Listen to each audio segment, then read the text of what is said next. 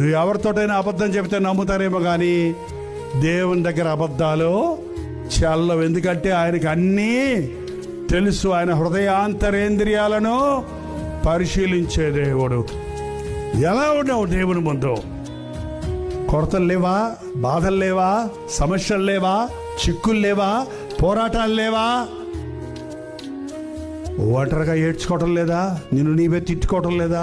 ఇతరులతో పోల్చుకొని కృంగిపోవటం లేదా? ఇతరుల మీద అసూయపడటం లేదా? ఇతరుల మీద కోపం పెట్టుకోవడం లేదా? పరీక్షించుకోండి ఈరోజు. దేవుడి నీ హృదయంలో ఉంటే కోపతాపాలకి అక్కడ చోట్లేదు, బాధలకు చోట్లేదు, వేదనకు చోట్లేదు, సాతానికి అక్కడ అధికారము లేదు. బంధించబడిన వారిని విడిపించడానికే వచ్చానన్నాడు ప్రభు. నలిగిన వారిని